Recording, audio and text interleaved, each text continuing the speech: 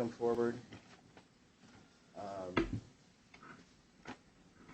I have prepared a brief written decision. This is the matter 10-2343, time set for notification of decision and possible penalty phase. And if the marshal could present that to both parties. That goes in the last file. I'll just wait a few minutes while you read through it.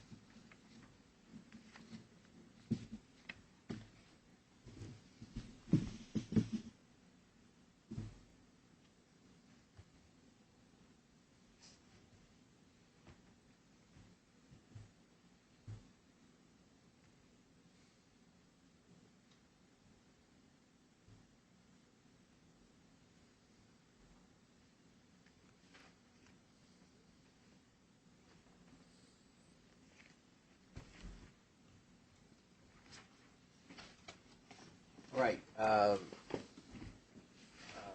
Apparently, both of you have had a chance to read the decision. So, Ms. Arango, I would consider whatever recommendations you have at this moment. Your Honor, based upon a finding of guilty, I am going to basically recommend what's already been recommended. 45 days Washoe County Jail, suspended on the conditions that he obey all laws. I recommended 40 hours community service or a $1,000 fine and 14 weeks of anger management. Your Honor, there was probably at least 4 witnesses that testified in this case. I'm sorry, I need to sit down. There's 4 witnesses that testified in this case as far as the defendant's behavior. The court's order also, or decision, also mentions certain aspects of what happened where the defendant, by his own behavior, basically escalated. There was no evidence of his fear, but there was definitely evidence that the defendant entered the checkpoint with purpose. He was videotaping, audio taping the procedures, and from the get-go had no intention of complying. So I think, and the reason I'm mentioning this is as far as my recommendation of anger management, I think I need to put on the record that I think under the circumstances that there's something going on here. And there's definitely a concern that this type of behavior could lead to further escalation of violence. The defendant was armed. Obviously, the police officers were armed. And based upon the behavior of the officers doing what they could to de-escalate the situation, to extract him from the vehicle with as little force as possible. And we actually had an opportunity to watch a videotape of what happened, and you can see the officers, and their demeanor was extremely calm. And they're not here to hear this, but I do commend them for that. And but I am concerned that this type of behavior in the future could lead to injury or death, either for Mr. Warren or police officer or anybody else that's present during a situation like this. So I'll make that recommendation of the 45 days suspended, obey all laws, 40 hours of community service, or the $1,000 fine plus assessments and 14 weeks of anger management. All right, Mr. You have a chance to comment on those recommendations. Do you have comment? I have no comment. All right. That will be the order of the court. Exactly the same penalties as were recommended and approved last time. 40 hours of community service, which can be done again at a nonprofit entity if you choose. The $500 fine plus court assessments, obedience to all laws for 1 year, under the 45-day suspended sentence for 1 year, and the 14-week anger management program. So that is the order of the court. I thank both parties for their presentations, and that will conclude it for now. Thank you. Can I request that the court order the city to return seized property now that this is concluded?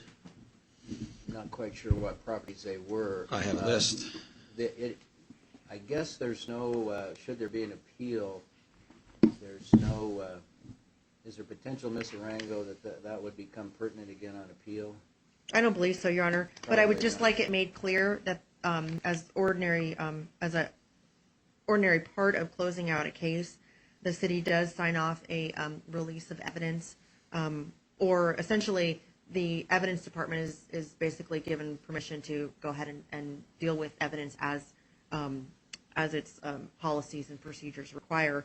But in this case, I think Mr. is talking about items that are not in evidence.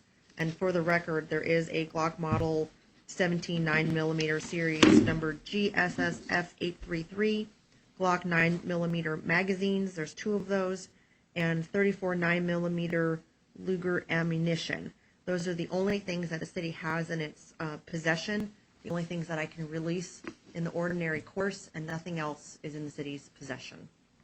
All right. Thank you for clarifying that. Mr. Ordinarily, as Ms. Arango said, release does occur after trial in the normal course. It's really through the police department and not through the court. The only question I had was whether, which would be unusual, if these items could have some significance on appeal, but typically, I should say, always there is no appeal which results in a new trial, as used to be the case. It's an appeal on paper, as you know. This case had some complications, and so that's why I asked the question. But you can Ms. Arango will facilitate that, and then you could retrieve those items from the police department. If you have complaints about other evidence that you feel was present and has quote-unquote disappeared, then you can lodge a complaint in that regard with the police department if you wish, and they would address that on the court. All right, thank you again. I'm sorry, did I mishear the fine amount? I did say 1,000, but it's... I was looking at the record.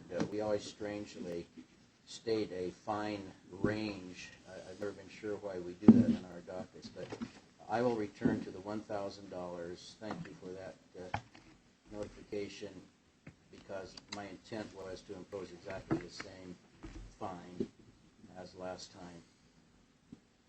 But for our strange way of docketing these matters, that's what I would have said. So thank you for that. I will set an appeal bond of $250. I appreciate that. Thank you. Thank you, Your Honor.